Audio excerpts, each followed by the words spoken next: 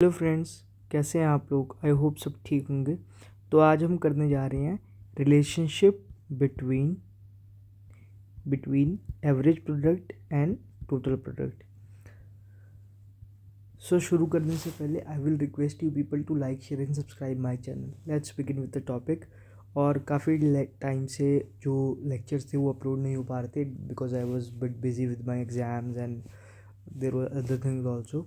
So now every day we will be have at least one lecture. ठीक है, तो हम रिलेशनशिप कर रहे हैं एपी और टीपी का। ठीक है, तो पहले मैं आपको टेबल बना देता हूँ एक। ठीक है, आपको टेबल से ना आसानी रहती है थोड़ा याद करने में ना।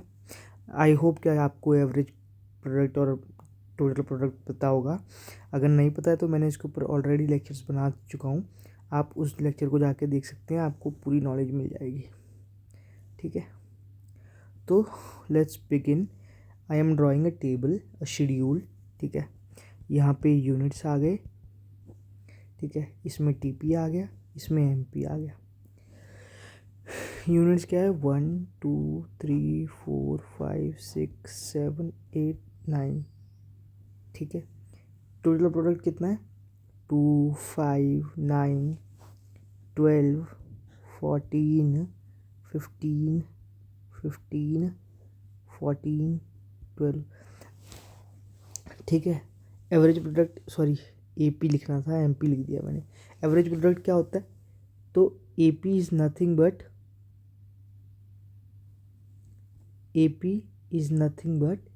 TP divided by quantity. ठीक है, सो 1 2 डिवाइडेड बाय 1, तो इधर कितना है 2। 5 डिवाइडेड बाय 2 2.5। ठीक है, ऐसे ही करना है, तो ये 3 आ जाएगा, ये भी 3 आ जाएगा। ठीक है, 5 को अगर 14 को, इसको थोड़ा मैं नीचे लिख देता हूँ। ठीक है, ये आएगा 2.8। ये मैंने कैलकुलेट ऑलरेडी कर लिया है, तो मैं जल्दी जल्दी कर दे रहा हूँ आपके सामने। ठीक है, वरना मुझे भी वक्त ही लगेगा भाई, मैं भी इंसान ही हूँ। ठीक है, तो ये हमारा शेड्यूल ड्रॉ हो गया। ठीक है, अब हमें इसका डायग्राम बनाना है, तो आप ध्यान से देखिए। ठीक है, कि डायग्राम बन कैसे रहा है, फिर मैं आपको इसकी ऑब्जर्वेशन करवाता हूँ। ठीक है, बहुत ईजी है ये सब। अगर आपको शेड्यूल बनाना आ गया तो डायग्राम तो कुछ भी नहीं है। ठीक है, तो ये रहा ऐसे। ठीक है, ये वाई एक्सिस है, ये ओरिजिन है, ये एक्स एक्सिस है। यहाँ पे मैंने ले लिया है टीपी, या फिर इसको बोलते हैं एमपी। और यहाँ पे ले लिया मैंने, सॉरी एपी, यहाँ पे ले लिया मैंने आउटपुट। ठीक है, आउटपुट। अब देखिए, जैसे जैसे क्वांटिटी बढ़ रही है, आउटपुट बढ़ रहा है, वैसे वैसे टोटल प्रोडक्ट भी धीरे धीरे बढ़ रहा है। एक टाइम पे कांस्टेंट, और उसके बाद नीचे गिर जाता है। ठीक है, तो पहले हम एपी का टीपी बनाते हैं। अब आप कुछ मत करिए, तो ऐसे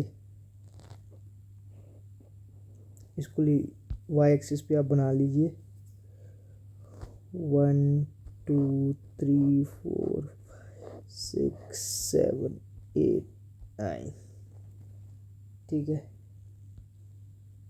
अब दो दो का गैप, 2 4 6 8 10 12 14 16 18। यहाँ बना दिए 1 2 3 4 5 6 7 8 9 2 3 4 5 6 9। ठीक है, अब चाहें आप इसकी प्लॉटिंग कर दें, या फिर रॉ बनाना है तो रॉ भी बना सकते हैं। रॉ कैसे बनेगा, ऐसे। तो टीपी कितना है, 1 पे 2 है, 1 पे कितना है 2 है, 2 पे कितना है 5 है, 2 पे 5 है, ऐसे। तो ये बनेगा, जो इसका टीपी का डायग्राम बनेगा वो ऐसे बनेगा। ये मैंने लास्ट लेक्चर में भी करवाया था आपको। ठीक है, ये रहा आपका टोटल प्रोडक्ट। या फिर इसको थोड़ा ऐसे बना लीजिए, ये। ठीक है, ये बन गया टीपी। अब बनाना है आपको एपी। ठीक है, एपी भी कैसा है, एपी को ध्यान से देखना। जैसे जैसे आउटपुट बढ़ रही है वैसे वैसे AP बढ़ा है, लेकिन उसके बाद कम हुआ है, उसके बाद गिरा है। ठीक है, तो इसका डायग्राम कैसे बनेगा? इसका डायग्राम बनेगा ऐसे, पहले इंक्रीज़ हुआ है, कितने तक इंक्रीज़ हुआ है? 3 तक गया है, 4th यूनिट तक, है ना। तो ये ऐसे, सॉरी ये ऐसे, उसके बाद गिरा है ऐसे। ठीक है, ये रहा आपका AP का डायग्राम। ठीक है, सो अब देखिए इधर, मैं इनका रिलेशनशिप करवाता हूँ आपको। ये था AP का डायग्राम। अब मैं आपको इसकी ऑब्जर्वेशन करवाता हूँ। ठीक है, ऑब्जर्वेशन, इस डायग्राम से हमें मिला क्या है? बेसिकली हमने क्या देखा है? तो पहला क्या है कि when TP increases eight increasing rate, AP rises। जब TP इंक्रीजिंग रेट से इंक्रीज़ हो रहा है, मतलब TP2 था, फिर 5 हो गया, मतलब 3 से इंक्रीज़ हुआ, फिर 9 हो गया, मतलब 4 से इंक्रीज़ हुआ, फिर 12 हो गया, मतलब 3 से इंक्रीज़ हो गया, यानी कम हो गया। इस पॉइंट पे TP इंक्रीजिंग रेट से इंक्रीज़ कर रहा है। ठीक है, टिल पॉइंट कह सकते हैं इधर कह लीजिए। ठीक है, सॉरी इधर नहीं, इधर कह लीजिए, इस पे। ठीक है, तो इसको पॉइंट A दे दीजिए, इसको पॉइंट B दे दीजिए। ठीक है, इस पॉइंट पे TP increases at increasing rate till this point, मतलब A तक जो TP है वो इंक्रीजिंग रेट से इंक्रीज़ कर रहा है। ठीक है, तब क्या होता है, जो AP है वो भी राइज कर रहा है, देखिए उठ रहा है, AP आपका उठ रहा है। ठीक है, उसके बाद क्या होता है, ये आपको समझ में आ गया कि when TP increases at increasing rate AP also increase. ठीक है, ये फर्स्ट ऑब्जर्वेशन है या रिलेशनशिप है इसका। ठीक है, अगर आप टेबल में देखना चाहेंगे तो टेबल में देख लीजिए। TP यहाँ पे मैं इसको पहले इरेज कर दूँ।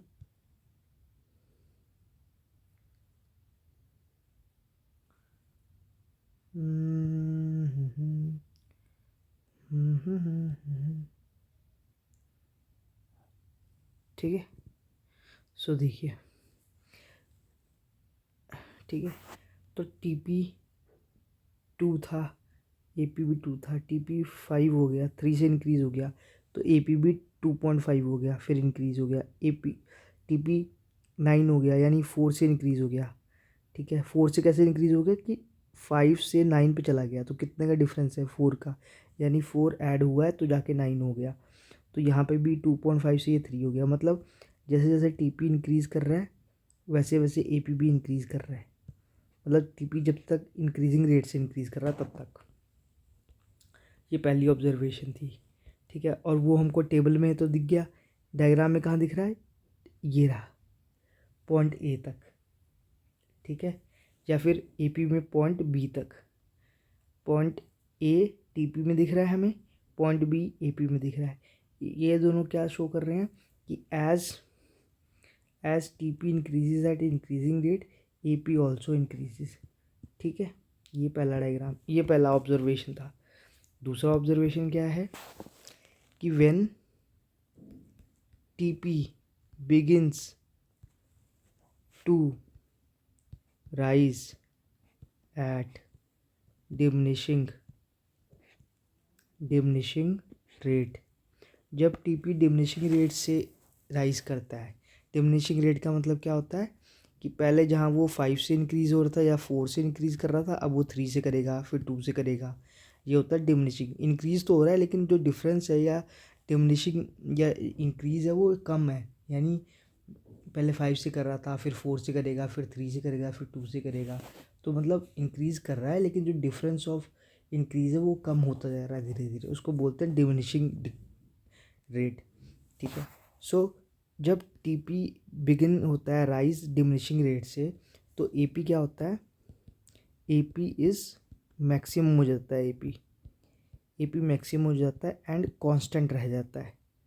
ठीक है, ये कहाँ देखने को मिलेगा हमें, पहले टेबल में जाते हैं। ये देखिए, ये देखिए, जब अब देखिए, मैं आपको एक मिनट एक चीज़ दिखाता हूँ। ये देखिए 2 है 5 है, इन दोनों के बीच का डिफरेंस कितना है 3। 5 और 9 के बीच का डिफरेंस 4। 9 और 12 और 9 के बीच का डिफरेंस 3। तो मतलब यहाँ से यहाँ ये इंक्रीजिंग रेट से इंक्रीज़ हो रहा था, लेकिन यहाँ पे ये डिमिनिशिंग रेट से इंक्रीज़ हो गया। ठीक है, तो जैसे ही ये डिमिनिशिंग रेट से इंक्रीज़ हुआ वैसे ही क्या हो गया, जो जो एपी है, जो एपी है वो क्या बोलते हैं, मैक्सिमम हुआ। मतलब आप देखिए इस पूरे टेबल में 3 से ज़्यादा कोई किसी की वैल्यू नहीं है ना, 3 से ज़्यादा, तो 3 मैक्सिमम हुआ 3। ठीक है, उसके बाद कांस्टेंट भी हो गया 3, मतलब दोबारा वही नंबर रिपीट कर गया। तो इसने क्या बोला है इसमें सेकंड पॉइंट में, इसने यही बोला है ना कि TP begins to rise at diminishing rate, वो डिमिनिशिंग रेट से राइज कर रहा है। ठीक है, डिमिनिशिंग रेट से कैसे हमने राइज किया क्या किया है कि पहले वो 3 से इंक्रीज़ हुआ था, अब वो 4 से इंक्रीज़ हुआ, उसके बाद वो फिर 3 से इंक्रीज़ हुआ, यानी यहाँ से डिमिनिशिंग रेट शुरू हो गया। और यहीं पे जो एपी है वो मैक्सिमम है 3 और कांस्टेंट भी है, दोबारा वही नंबर आ गया 3। ठीक है, सो और अगर मैं डायग्राम में देखूँ ये चीज़, तो डायग्राम में ये चीज़ यहाँ पे है। ठीक है, यहाँ पे है। अगर मैं इसको ये बनाना चाहूँ यहाँ से, ठीक है, तो पॉइंट डी ले लो इसको इधर, और इधर पॉइंट सी ले लो। ठीक है, ये डायग्राम थोड़ा ऐसा सा है, लेकिन आप ढंग से बनाना है इसको। ठीक है, सो इस पॉइंट पे क्या है कि इस पॉइंट पे एपी जो है वो मैक्सिमम है एंड कांस्टेंट भी है। ये देखो, ये कांस्टेंट लाइन आ गई ना, इस पॉइंट में मैक्सिमम भी है कांस्टेंट भी है। ठीक है, so this was the second point. Third point क्या है इसका, या थर्ड रिलेशन क्या है कि when TP increases at diminishing rate, AP जो है वो फॉल कर जाता है। अब जब वो इनिशियली बिगिन होता है डिमिनिशिंग रेट से इंक्रीज़ करने के लिए, तो एपी मैक्सिमम और कांस्टेंट रहता है, लेकिन जैसे जैसे वो इंक्रीज़ होता रहता है वैसे वैसे डिमिनिशिंग रेट से टीपी, वैसे वैसे एपी क्या होता है फिर गिरने लग जाता है। ये देखिए, ये फिर डिमिनिशिंग रेट से इंक्रीज़ कर रहा था, यहाँ से 2 से हुआ, फिर 1 हुआ, फिर 0 हो गया, फिर -1 हो गया, फिर -2 हो गया। ठीक है, तो यहाँ पे एपी क्या है, 2.8 हुआ, 2.5 हुआ, 2.1 हुआ, 2.17, यानी एपी तो गिर ही रहा है। ठीक है, सो सो सो हमें क्या देखने को मिलता है कि as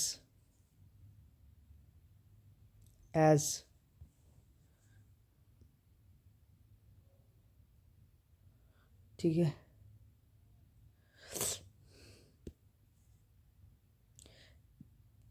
as as TP further increases with diminishing rate, तो एपी जो है वो क्या हो जाता है, वो गिरने लग जाता है, वो फॉल कर जाता है। ये हमें डायग्राम में भी देखने को मिलता है। ये देखिए, ये फर्दर इंक्रीज कर रहा है डिमिनिशिंग रेट से। ठीक है, कैसे, ठीक है, और जो एपी है वो फॉल कर रहा है, ये देखिए गिर रहा है बार बार। ठीक है,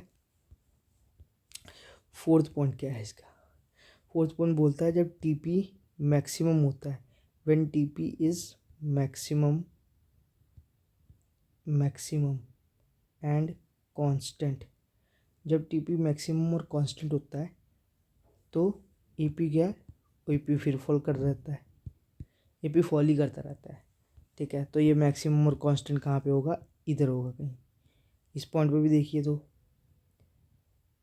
इस पॉइंट पे भी AP फॉल कर रहा है, गिर रहा है AP, ठीक है।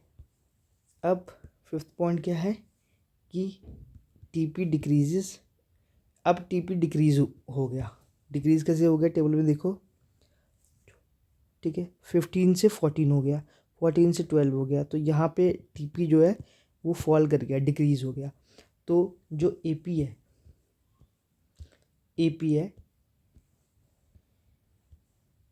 TP डिक्रीजेस, तो AP कॉन्टिन्यूस, ठीक है, वो लगातार गिरता रहता है, कॉन्टिन्यूस टू फॉल, ठीक है। ये देखिए, ये कंटिन्यू हो जाता है फॉल। जैसे इस पॉइंट के बाद TP गिरता है तो AP गिरता ही रहता है, कंटिन्यू रहता है गिरने में। तो इसमें बेसिकली है क्या रिलेशनशिप में, ये यही बताता है कि जब TP इंक्रीजिंग रेट से इंक्रीज़ करता है इनिशियली, ठीक है, तो AP भी इंक्रीज़ करता है। मगर जैसे ही TP डिमिनिशिंग रेट से इंक्रीज़ होता है वैसे ही AP फॉल होता है। फिर जब TP इंक्रीज़ होता है डिमिनिशिंग रेट से, उससे आगे, तो भी AP फॉल करता है।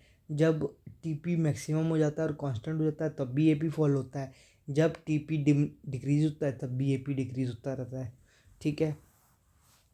So this was the relationship between AP and TP। I hope आपको ये रिलेशनशिप समझ में आ गया होगा। मिलते हैं नेक्स्ट लेक्चर में। Till then enjoy your whatever time do you do in your free time, whatever things you do in your free time, ठीक है। सो मिलते हैं नेक्स्ट लेक्चर में। जाने से पहले I will request you people to please like share and subscribe my channel, right, so that I can also be a happy person, although I am, but still it boosts my confidence also. So like, share and subscribe my good channel my good channel, ठीक है। Bye.